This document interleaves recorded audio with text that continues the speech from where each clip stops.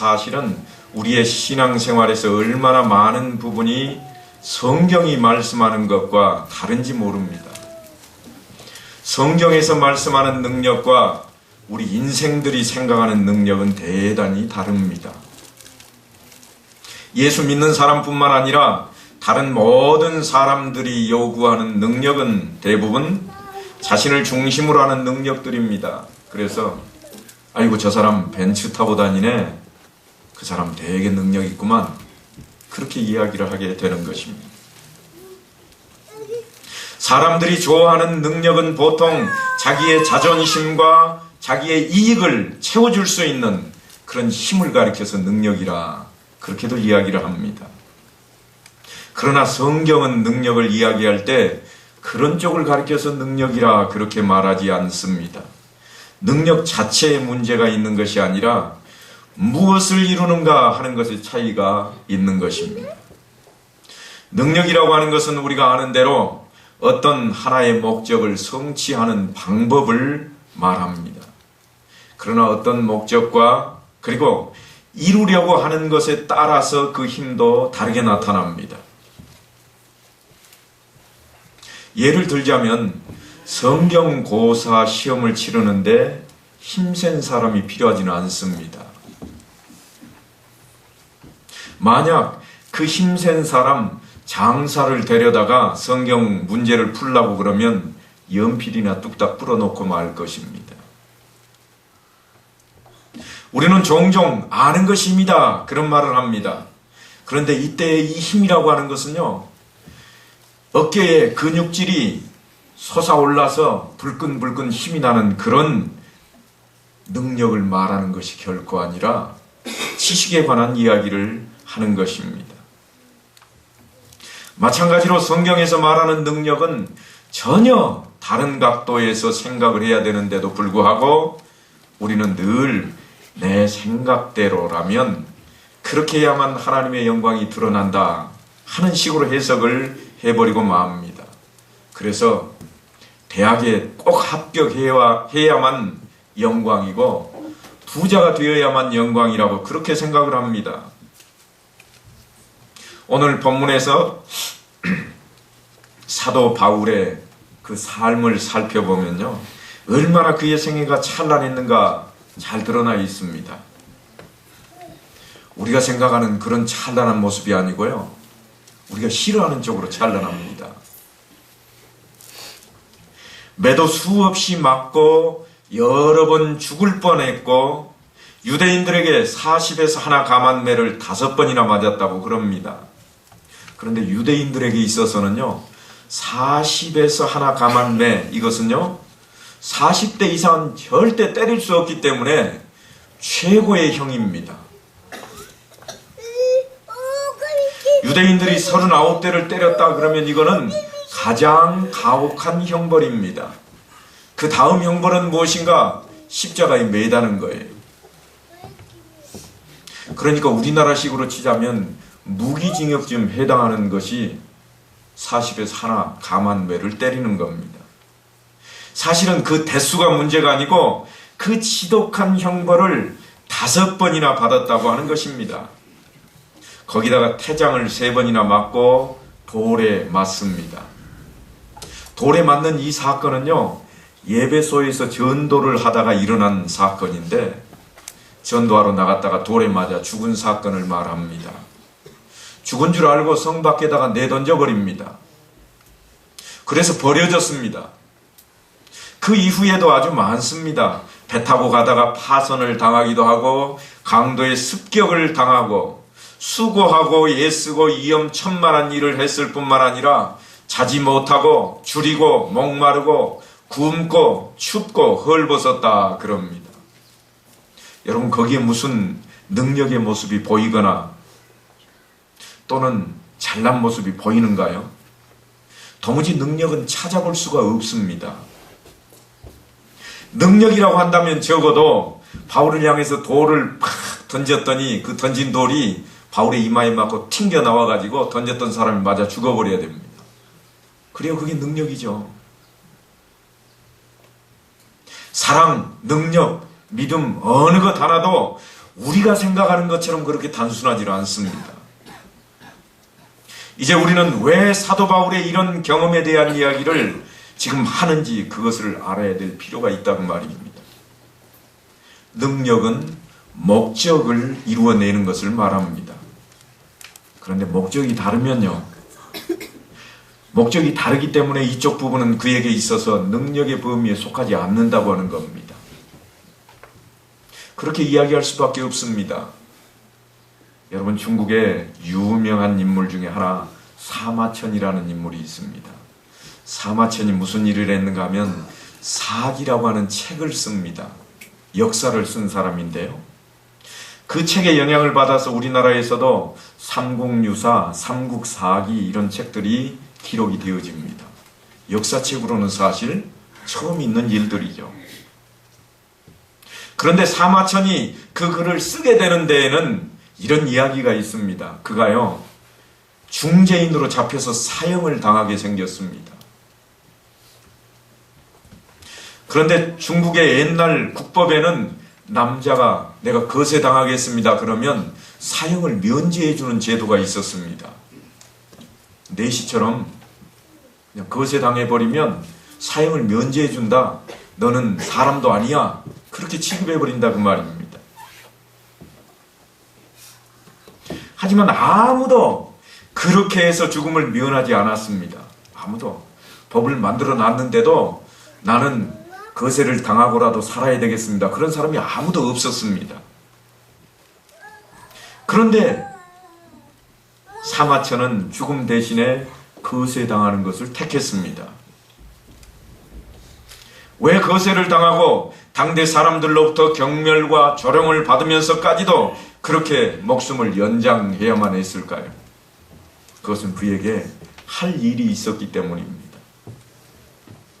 그것이 뭔가 하면 역사책을 내가 써야 되겠다, 그렇게 결심을 했기 때문입니다. 우리의 한 시대에 겪었던 시행착오를 후손에게도 시행착오가 되도록 넘겨주지는 말자.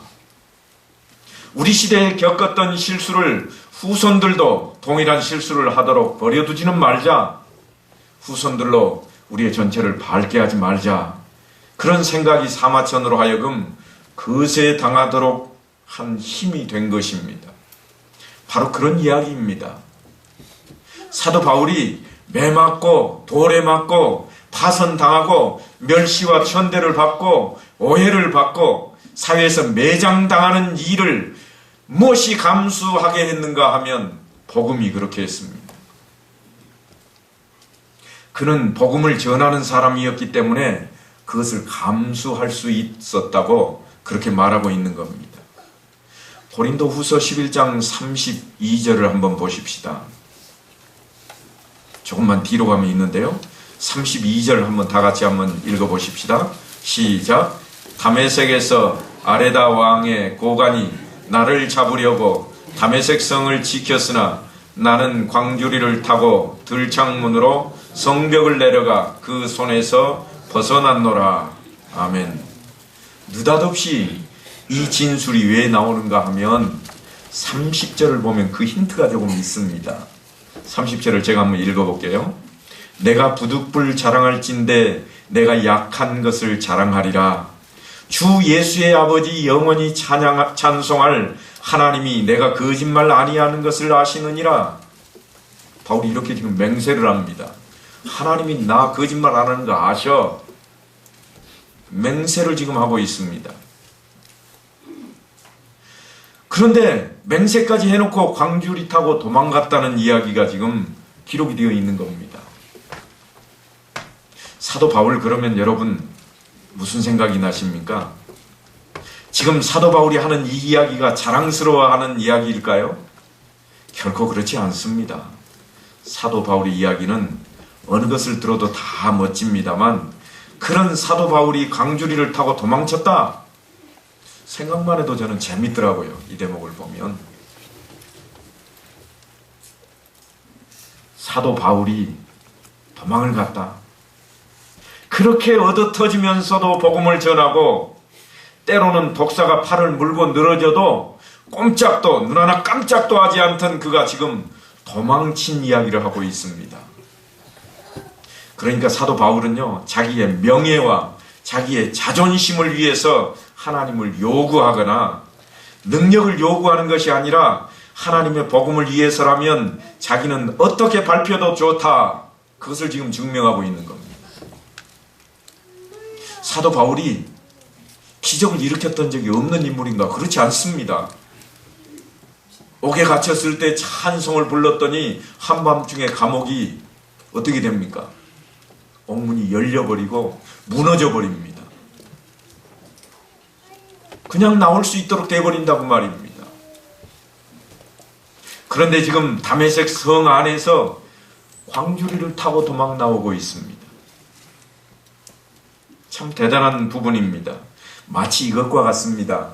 북풍 한설이 몰아치는 한겨울에 새벽 종소리를 듣고 집을 나섭니다.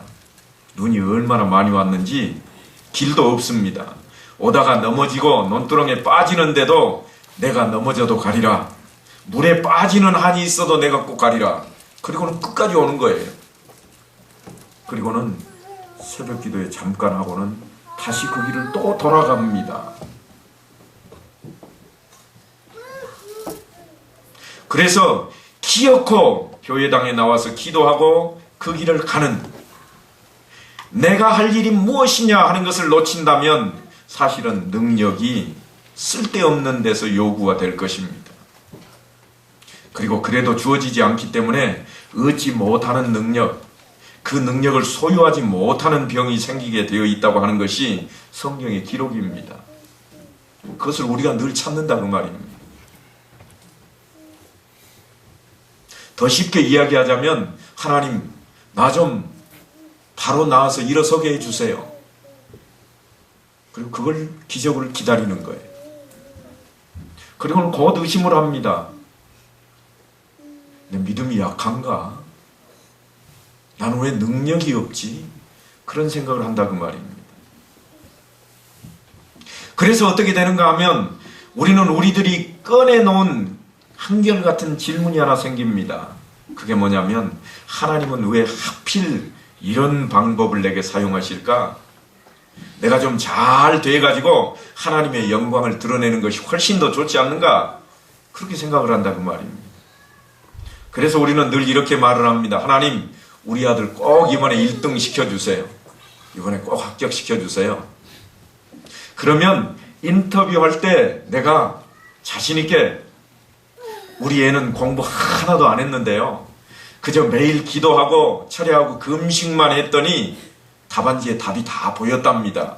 내가 그렇게 자랑한다면 하나님께 얼마나 영광이 되겠습니까? 그런 생각을 우리가 다 가지고 있는 거예요. 입시 문제만 그렇다고요? 아니요. 사업의 문제도 그렇고 직장의 문제도 그렇고 우리가 늘 그런 식으로 이야기를 하고 생각을 한다 그 말입니다. 바로 그것이 우리가 하는 이야기입니다. 그런데 하나님은 그렇게 안 하시겠답니다. 하나님께서는 그렇게 하는 것이 싫으시답니다.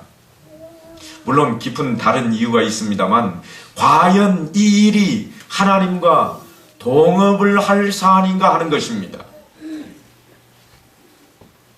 하나님께서 우리하고 동업하자고 그렇게 나서시는가? 그 이야기예요. 우리는 늘 하나님한테 동업하자고 요청하잖아요. 하나님, 이 일 좀 되게 해 주십시오. 우리 반반 나눕시다. 이 일만 되게 해주면 내가 하나님 잘 섬길게요. 동업하자고 늘 나서는 거예요. 그런데 그거야말로 하나님 마음대로인 것입니다. 하나님께서 하시는 일에 우리를 부르신 거예요. 하나님께서 내가 이렇게 하겠다 그러시는데 거기다 대고 우리가 뭐라고 하는 것만큼 그렇게 웃은 것도 없습니다. 하나님께서 그렇게 하시겠다는데 왜 우리가 나서는지 세상에 알다가도 모를 일입니다. 이 부분에 대해서 하나님은 이렇게 말씀을 하십니다. 이유가 하나가 있다고 말씀을 합니다. 고린도 후서 12장 7절로 9절까지에 있는데요. 제가 한번 읽을 때 잘 들어보십시오. 여러 계시를 받은 것이 지극히 크므로 너무 자만하지 않게 하시려고 내 육체의 가시 곧 사탄의 사자를 주셨으니 이는 나를 쳐서 너무 자만하지 않게 하려 하심이라. 이것이 내게서 떠나가게 하기 위하여 내가 3번 주께 간구하였더니 나에게 이르시기를 내 은혜가 내게 족하도다. 이는 내 능력이 약한 데서 온전하여짐이라 하신지라. 그러므로 도리어 크게 기뻐함으로 나의 여러 약한 것들에 대하여 자랑하리니 이는 그리스도의 능력이 내게 머물게 하려 함이라. 이 구절에 보면요, 능력이라고 하는 말이 2번씩이나 나오는데 그것을 좀 눈여겨보셔야 됩니다. 하나님의 능력은 언제 이루어진다고 그러는가 하면 우리의 약한 데서만 증명된다, 그렇게 말씀합니다. 내가 이기고 내가 무엇인가 해내고 내가 이루어내는 아주 강한 모습에서 하나님의 능력이 드러나는 것이 아니라 내가 아주 약하고 초라하고 쓰러지는 그곳에서 하나님께서 하나님의 능력을 드러내시겠다, 그런 말씀입니다. 우리가 갖고 있는 최고의 미련한 생각이라고 한다면 내가 하나님을 업고 뛰겠다고 하는 생각입니다. 찬송 중에, 복음성가 중에요, 이런 복음성가가 있습니다. 나의 등 뒤에서 나를 어떻게 하죠? 도우시는, 나의 등 뒤에서 돕는다고 하는데 다 착각합니다. 어떻게 착각을 하는가 하면 내가 하나님 업고 가니까, 하나님을 내가 업었으니까 하나님이 내 손을 붙잡고 내 팔이 뻗어지지만 하나님 팔이 함께 하신다, 이렇게 착각을 한다 그 말입니다. 하나님을 마치 업고 다니는 것처럼 생각합니다. 내가 힘을 가져서 업고 뛰어가겠다, 그렇게 생각을 하는 겁니다. 그래서 늘 그렇게 기도하잖아요. 하나님 내게 힘 주십시오. 내게 능력 주십시오. 내가 하나님도 업고 뛸 수 있을 만큼, 내가 하나님 대신 일하겠습니다. 내가 하도록 해주세요. 그런 기도들을 하시잖아요. 그런데 하나님은 우리가 약한 자리에서만 하나님의 강함을 증명해 보이시겠다고 그렇게 말씀을 합니다. 이 부분에서 가장 재미있는 것은 예수님의 사건입니다. 여러분께서 생각하기에 예수님은 능력자로 사셨습니까? 아니면 아주 연약한 자로 사셨습니까? 어느 거지요? 우리는 예수님을 생각할 때 예수님은 능력자로 사셨다, 그렇게 생각을 합니다. 죽은 나사로를 일으켜 세우십니다. 오병이어의 기적을 일으키십니다. 바다 위를 걸어가십니다. 문둥병자를 그저 말씀만 하셨는데도 병이 나와버립니다. 얼마나 놀라운 일들의 연속입니까? 그래서 우리는 예수님이 능력을 가지고 이 세상을 사셨다, 그렇게 생각을 합니다. 그러나 예수님은 그런 능력으로 세상을 사신 적이 한 번도 없습니다. 하나님 나라를 증명하기 위해서 그런 기적을 도입한 적은 있어도 자신을 증명하기 위해서 기적을 도입한 적이 한 번도 없다고 하는 이야기입니다. 내가 하나님의 아들이야, 나 봐 하고 기적을 일으킨 적이 없어요. 내가 예수야, 내가 이렇게 하는 거 보고도 몰라 하고 기적을 일으킨 적이 없습니다. 하나님 나라를 드러내기 위해서만 합니다. 예수님 자신을 드러내기 위해서 기적을 어떻게 드러내셨는가? 그것은요, 한 예를 보면 아주 간단합니다. 예수님께서 십자가에 못 박혀 죽으셨다고 하는 겁니다. 십자가에 죽은 만큼 가장 큰 실패와 경멸과 좌절의 자리는 없습니다. 하나님이신 예수님께서 인간에게 체포당하시고 묶여서 채찍에 맞고 홍포를 입고 가시관을 쓰고 십자가에 매달리십니다. 십자가를 지고 갈 힘도 없어가지고 구레네 시몬이 대신 짊어지고 갑니다. 어떤 사람은 이렇게 말합니다. 십자가에 달려있는 예수를 향해서 네가 하나님의 아들이거든 한번 내려와 봐라. 그런 능력도 없느냐? 조롱을 합니다. 능력 있는 모습은 아무 데도 없어 보입니다. 끝까지 그가 하신 일은 오직 하나, 하나님의 요구하시는 일에 순종하는 일 외에는 없었습니다. 그리고는 최후에 예수님께서요, 다 이루었다 그렇게 선언을 하십니다. 잡히고 맞고 죽고 있는데 다 이루었다 그럽니다. 바로 그것이 능력이라고 성경이 말하고 있는 겁니다. 우리가 생각하는 그런 것들이 능력이 아니라 예수님께서 다 이루었다 하는 그 선언이 능력이라. 왠가 하면 서두에 제가 말씀드린 것처럼 능력은 목적을 이루는 것을 능력이라고 하기 때문입니다.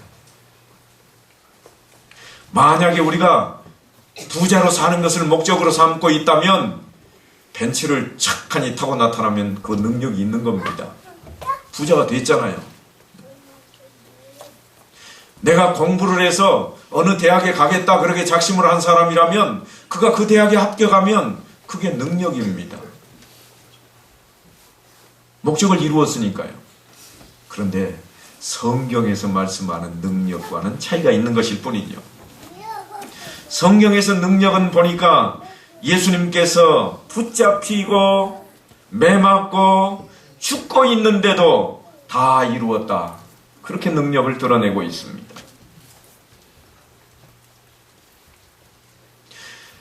예수님이 이 땅에 오신 이유가 무엇입니까?